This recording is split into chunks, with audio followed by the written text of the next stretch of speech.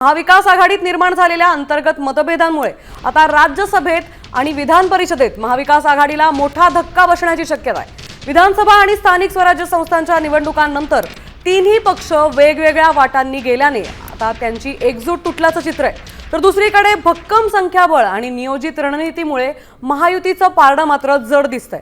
त्यामुळे विरोधकांचा एकही उमेदवार निवडून येणार नाही अशी शक्यता वर्तवण्यात येते।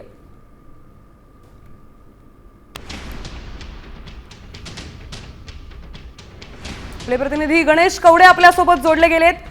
महाविकास आघाडीचा आता एकही सदस्य निवडून येणार नाही का असं चित्र सध्या निर्माण झालंय।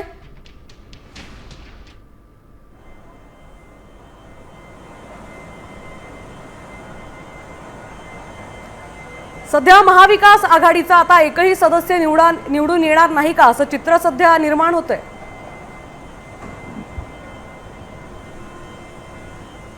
गणेश, अधिकची माहिती काय?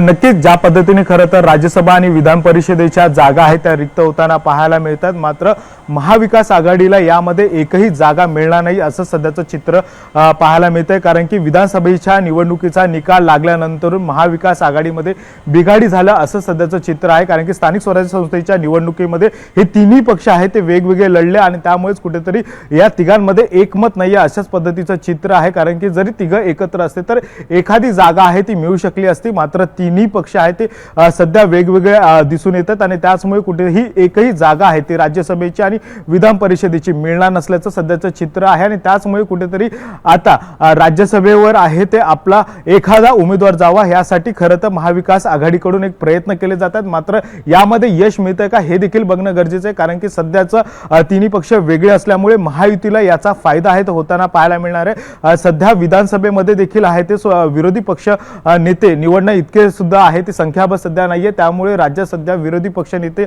देखील नाहीयेत आणि त्यामुळे याचा फायदा देखील आहे तो राज्यसभा आणि विधान परिषद या दोन्ही निवडणुकीमध्ये आहे ते महायुतीला मोठ्या प्रमाणामध्ये होईल आणि त्यामुळेच महाविकास आघाडीला याचा मोठा फटका देखील बसताना दिसून येताना दिसतंय। नक्कीच धन्यवाद गणेश आपण दिलेल्या या सविस्तर माहितीबद्दल। त्यामुळे आता महाविकास आघाडीत मतभेद असल्याने आता निवडणुकीत परिणाम होणार का असं दिसतंय।